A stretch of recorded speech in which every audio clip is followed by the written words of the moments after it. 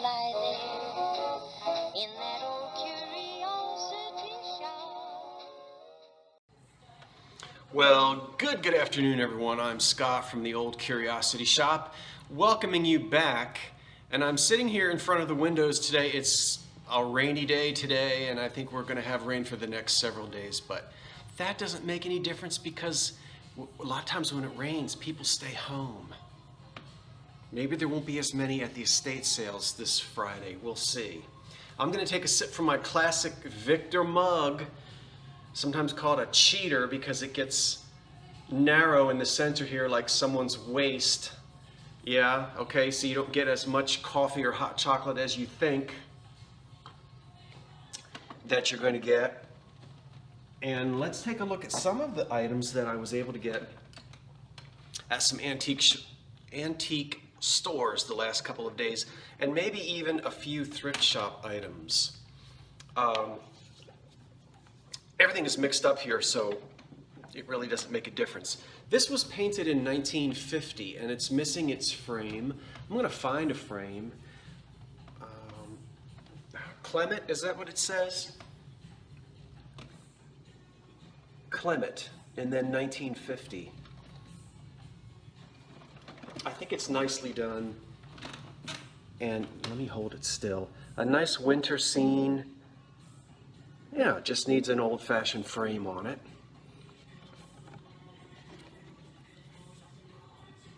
Just an original oil painting there. That came from a thrift shop in Philadelphia. I'll probably end up selling this, but I want to frame it first. This, I don't know what I'm going to do with this. I'm probably not going to sell it. This is the kind of thing that I would, like sort of hang in the bathroom. And in fact, at one point years ago, well, let's not get into years ago, but I love this. I don't have any idea how old it is. There is a signature of a person who painted it, but there's no year. Now I know there are clues. You can't always tell by backings because sometimes the backing is new. But I know I could rip this paper off and take a look at the canvas on the back. That would help me date it. This could be very contemporary, or it could be some weird thing that somebody did in the 1940s, or it might have been painted last week. But I think it's unique. It was just a couple of dollars in the thrift shop. And that would be a lovely conversation piece. When you're in the bathroom, you kind of don't have a whole lot to do if you're doing what you're supposed to be doing. You're just kind of stare at the wall. I don't know. Haven't decided about that yet. This is also thrift shop. You don't see me buy a lot of EAPG, Early American Pressed Glass. I buy unusual pieces, and I make sure they're not damaged. This, you already know, this stuff is almost always all these little sawtooth edges here screaming for Uncle Milton to bang it against the porcelain sink and chip it. All right, so there's no chips on any of these sawtooth teeth. I say that, and then watch, I will find one. There aren't any on the outside. There might, I think there's a small inner chip. It's so hard to tell, and you kind of just have to live with it if you find any. Okay, so it's not really made for banana splits, and it wouldn't have been a soap dish. This would be a small serving piece on the table. A jelly comport, so jelly and such in here. Very easily adaptable as something for your little after dinner mints or nuts.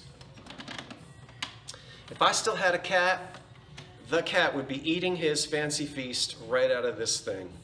Now some of you ask me, when are you going to get another cat? When are you going to get another cat? And for those of you who don't know, my cat died a year ago. Almost a year. It'll be a year in sometime this month, I think. This month or early April. 20 years. So he's always at the Salem. The black cat is always at the end of the video when I say wait for the cat. That's the cat. Now after 20 years, I'm not in any rush to go get another cat. One day I will, but I'm not at a point where I'm ready to get another cat just yet. So anyway, yeah. In case you didn't know that, that was the cat that didn't know that he would be hanging around for 20 years, but was a great pet. Okay. That's listed, that EPG thing. These are listed. I wish I had some flowers to put in them because I think it would really brighten them up and make them look better than they do. But you can imagine little Easter flowers in there, very bright and cheerful for springtime. You saw me debate over these at the thrift shop. I couldn't decide whether I wanted them or not. And then I finally went ahead and did it and got them. So I keep having to adjust the light.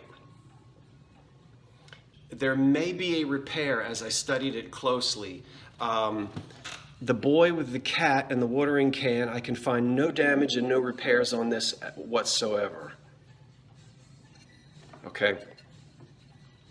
What I'm not certain about, but it's probably on this piece here, what I thought was just paint on the little hooves of the lamb. It may be glue rather than his little hooves or hers.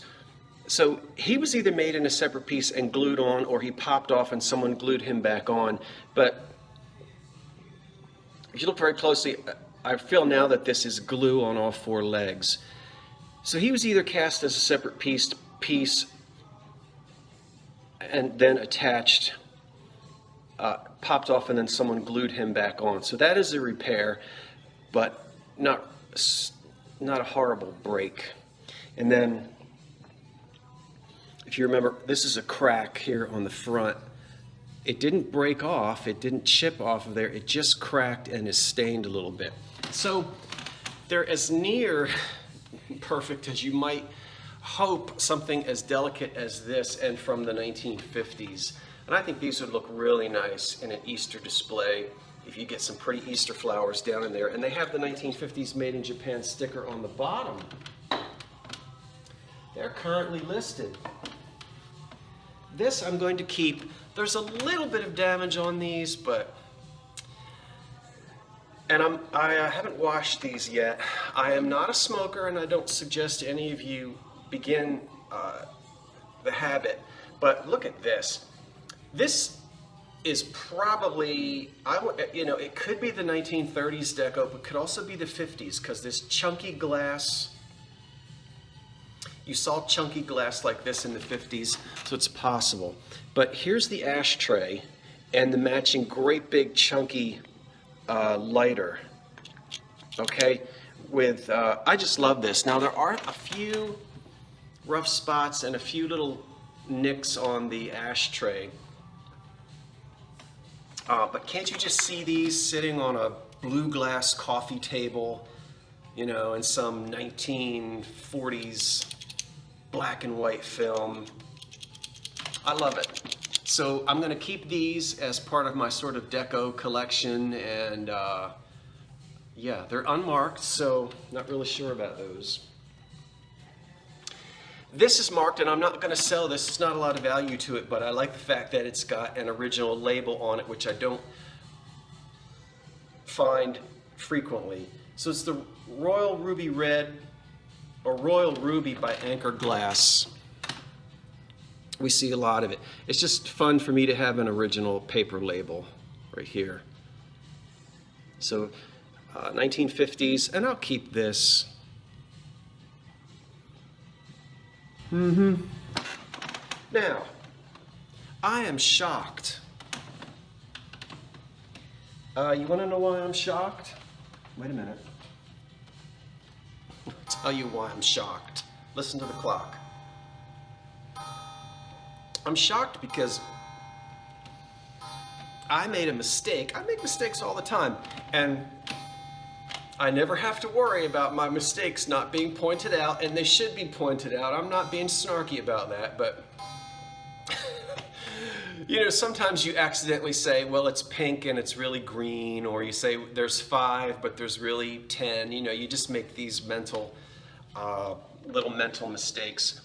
Well, I messed up a pattern and I caught it when I was doing the editing. I don't like to watch my old videos, and I don't. But you have to look at them a little bit while you're doing the editing. And when I was editing, I said, you big dummy, that's not Madrid, it's Patrician Spoke. But maybe because I flashed it so quickly, or maybe someone was just polite and said, well, I don't want to correct him. But if I make a mistake like that and you know it, you know, you can point it out. So it's the butter dish, not to Madrid, but the spoke pattern. And I think, you know, in the plates, you actually see the spoke. And the spoke would be right here where the butter dish lid is. But since we don't see that spoke, I just very quickly said, oh, it's Madrid. Which it's not. Okay, so that's that lid. And I wanted to correct it. Now, I got one more thing I found in a thrift shop. But back at that antique store the other day, I was able to get the kittens, and here they are. This is really nice. I have not seen it before. It's very highly glazed. And these are just cats being cats. And what I love about it is the person who created the mold, they know cats, because when cats groom, they often do close their eyes. You know, I guess they know what they're doing, right? So this one over here is waiting very patiently for his friend here to finish grooming, and he's busy cleaning his hind leg. And there's no repairs or chips. I guess these are tabbies, I don't know. No damage on this. It's got the Made in Japan mark on the bottom, this is going to put it before the war. So this is going to be an earlier piece than the occupied Japan era. Crazing all over, which we normally see. We don't even have flea bites on any of the ears. And if you see anything that looks like that, it's the shininess from the light. But isn't this cool? So there was no price on it in the antique store, but we negotiated a price up front. And I said, well, you know, okay, I think I'll make a few dollars. The shop made a couple of dollars on it. I'll make a couple of dollars on it, and someone will put this in their collection and really enjoy it. The two cats, made of a Japanese ceramic. This, I think, is American made, and I like this. This is just that, you know, sort of classic 1950s. It's a fish. Now that is fierce. All right, take a look at the bottom of it. Yeah, I think it's American made. And he's a planter. No chips on the fins anywhere. On these 2 points here, he's not cracked. Here he comes. And that's just really, so he sits like this on your table. And then what would you put in there? You don't have a whole lot of space. What would look like some type of sea plant? Something that would be tall and would sort of come up. You couldn't put a snake plant in this, but I don't know what you would put in it. Anyway, I love it, and it's really sort of that, it's a pale yellow, and this is blue up here, 1950s fish. He is listed in the old shop. And then let's do this. This video won't be too long. On the way home, I stopped at a thrift shop when I was leaving the antique store. And I found this. Okay, what is it not? It's not Hazel Atlas Modern Tone. It is not Blanco. Now, Blanco makes a stepped bowl like this. The measurements are different. And the quality of Blanco glass, there's a sort of a ruddiness to it. And it's not, this is completely translucent translucent, transparent. All right, light goes through it, we can see through it. Whereas there's some ruddiness. I don't know if ruddiness is the word, but if you collect Blanco glass or know some of the glass, you'll know. So this is not the Blanco piece, and I'm saying that because I know a lot of folks will Google, and you can Google. You'll find one on Worth Point, and they don't know what it is either. You'll find one on Etsy, and you'll see some of them out there. I haven't found where anybody with a source can attribute this to a particular company, and that's the key. So I just want you to know I've already kind of looked around a little bit, but I use the internet as sort of just a guide, but you've got to use your experience. And the other thing is this is fire polished glass. You've got to get out there and handle it. I've said this before about going to good shows and talking to reputable dealers who really know. So it's a fire polished piece. I can tell that by feeling it. You might be able to tell just by looking at it. There are no mold marks on it at all. We don't see any mold lines. We see no pontil mark or anything. And I can tell by feeling this that you get that same feel when you get a hold of Fostoria American, and then you get a hold of Jeanette Cube. All right, they look a lot alike, but close your eyes and just run your hands over them, and you'll say, that's the Fostoria, because it's got that fire polished feel. There's no roughness, and this is a fire polished piece of glass. Now, there is where I expect to see it around the perimeter, and I'm not going to try to get you to see that, and yet here I am trying to get you to see it. Do you see right in here? You're going to, and I've said before that can be faked. I know somebody years ago who used to take glass out on the asphalt street and scrape it around and try to put scratches on the bottom, but if you study those scratches, you can tell it's been faked. So there is some wear on the bottom of it. It is cobalt blue, which we saw a lot of that glass in the 1930s, and it is in a deco style. So who made it? I don't know. Is it Czechoslovakian? Is it English? Is it American? I haven't figured that out yet, but it's not Hazel Atlas and it's not Blanco. And I'm going to keep digging around to try to find out. I should get this in the sunlight where you can really appreciate it. So I'm gonna keep it for now and do some more study on it to try to figure out maybe where did this come from. Yeah, because I'm not sure, but I couldn't believe it when I found that in the thrift shop. Okay, 3 things left and we are finished. It's going to be right under 20 minutes. Boy, I've been talking about waffles a lot, haven't I, recently? And in 2 videos ago, we looked at a waffle set. Remember, I told you I was going to put pictures in, but you're like, Scott, enough with the waffles. Okay, no more on the waffles. But with waffle sets came other breakfast sets, and that's what we've got here. This one is clearly a cream and sugar, and it's in an Art Deco style. It's made in Japan. We clearly have a creamer with the sugar bowl with its lid. And then over here, the creamer.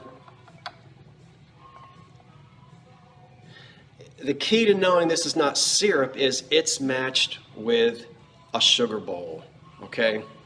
And we can also tell by the spout and the size. So we have the matching underpants. You were waiting for that. You would be disappointed. Oh, he said underpants. We have the matching underplate. In a deco style, but then the pattern on the front really isn't all that deco. Is that gingham? You'll tell me. Okay, so this is really cute. No chips or cracks, made in Japan. A breakfast set in the 1930s. This may have had a matching waffle set with it. That would be also on its own tray. We've already seen pictures of those, and we've talked to death about waffle parties. Oh, somewhere around here, where is it? That's going to have to come later. Last night or the day before, I was reading in a 1928 Good Housekeeping magazine, and there was an article in there about these waffle parties and what a fad they were, and in the late 1920s. I'm going to read that to you as soon as I get the magazine. I think I left it upstairs. Here's another one, and this is not a waffle set, but it's truly a tea, sugar, and cream. We don't really see coffee pots at this time on these little sets with the Japan pieces. So sometimes if there's a second vessel with a spout on it, it could be a batter and a syrup, but it's usually not a coffee and a tea.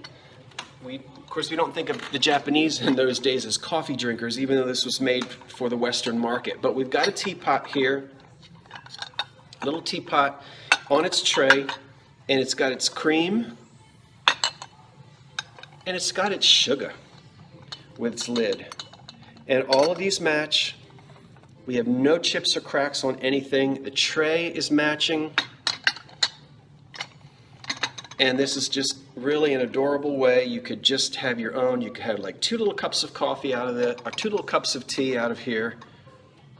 Isn't that nice? And again, no damage on that. So we had the cream and sugar set, and now we've got one with the teapot on it and the cream and sugar. And then this one, which I forgot to list, but here it is. This is a much larger one, and this probably was part of a waffle set. The spout is way near the top. Now, it's not that duckbill size, but this would hold milk or cream, and we have a matching tray. There is room on this tray, even though it kind of doesn't look like it, for one other item. So I feel like this is probably missing the second vessel that sat next to it. Because this is so large, much larger than a little cream pitcher, this was probably for milk or syrup, because they didn't just put syrup on their waffles, they would pour heavy cream on waffles and things. So there might have been a waffle pitcher that went with this, that batter pitcher, rather, that sat next to it. It's likely that one piece is missing. So anyway, but there it is from a breakfast set. You could still just use this for whatever you wanted, milk or whatnot, on your breakfast table. So we've got those 3 1930s, made in Japan, and I said it would be, oh wait a minute, I lied. I've got more stuff on the floor. It's going to be longer than 20 minutes. I hope that's okay. I'll try to go quickly on these. I'm showing you one of my mistakes. I do not know why I bought this. I'm not going to get any money for it, and I'm not going to try to list it. It's made in Italy, and it's just a refrigerator water jug. But now, the more I look at it, I think of those things that you relieve yourself in the hospital. So now I can't even think about like putting orange juice in this or anything. That's probably wrong, but anyway, it's nice. There's nothing wrong with it. It has a plastic lid, and just, for the refrigerator. But doesn't it kind of look like something that would hang on the side of a hospital bed? I don't know. I don't know what I was thinking. I shouldn't have done it, but I did. Made by Sears and Roebuck, or made for Sears. Sears didn't make anything. They put their name on everything. Molded aluminum, formed aluminum. We see this in the 1930s and 40s. So we've got this wonderful sort of deco handle on the stove top percolator, and it's called Magic Maid. No, it's not. It's called Maid of Honor. Maid of Honor, Sears and Roebuck percolator. A lot, farms and rural folks, they had no electricity in the 1930s, and many of them into the 40s. So it's very clean, super duper clean. That's a nice big, that'll make 12 cups of coffee. Stovetop aluminum percolator.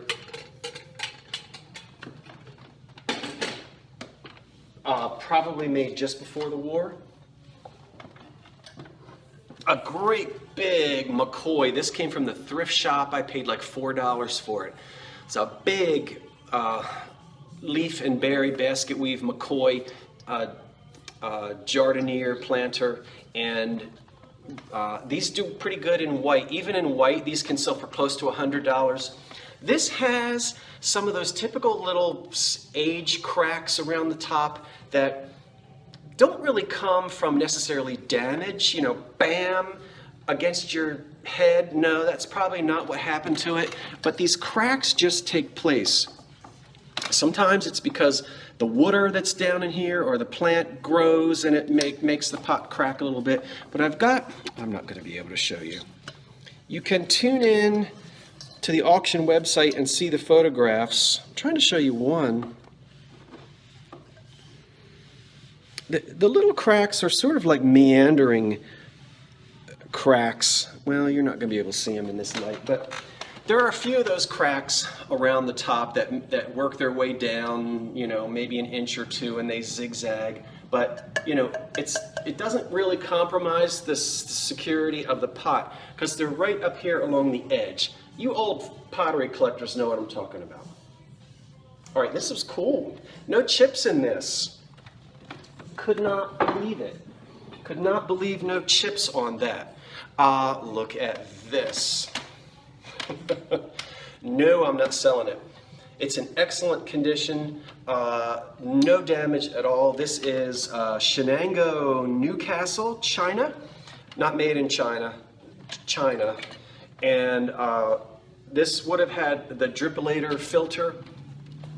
We've all seen them. I've got one I can use. But it's in more of an apple green than a jadeite, but boy, that condition is terrific on that. So I'm going to hold on to that pottery teapot, China teapot. And then finally, I told you I was going to try to... I bought a lamp in the antique shop, and let me show it to you. I don't think you saw this when I was shopping. Not really a puffy, but I wouldn't quibble with anybody who wants to call it that. The puffy shades, there's a particular maker, is that it? It's escaping me. But this is a glass shade that's been painted. As you can see, the shade is in perfect condition. This is a small boudoir lamp. Great condition on that glass shade. We've got a nice old socket. But you can see somebody painted it white. And they didn't spray paint it, they took a paintbrush and slathered white paint all over this, and on the cap as well. So I've got to go and strip all that white paint off of there. You know how I do. We're going to take it down to the base metal and get all the detail back, the crispness to the detail, because there's some really delicate detail on the base here. And then I will reapply a patina. A lot of these lamps like this, especially with this soft pastel shade, sometimes the bases had that ivory, that antique ivory patina, like on the Pittsburgh lamp brass and glass company lamp that I restored. Remember that? How could you forget? So this probably also had an ivory type of a finish, and it might have even had some paint on it, some like polychrome paint on it. So not polychrome paint, but some other colors may have been on the base if it was originally white. And I'm gonna get that restored at some point. That'll be listed as well. Okay, oh my goodness. I think that's it for now. I don't know when I'll be back, probably tomorrow. I've got the things that I told you that are listed, and they are for your excitement to go and check out in the old curiosity shop. The link to the store is always in the description box right under the video. Thank you for watching, everyone. Have yourselves a wonderful day. Join me again, and I'm Scott from the old curiosity shop. Wait for the cat. So long for now.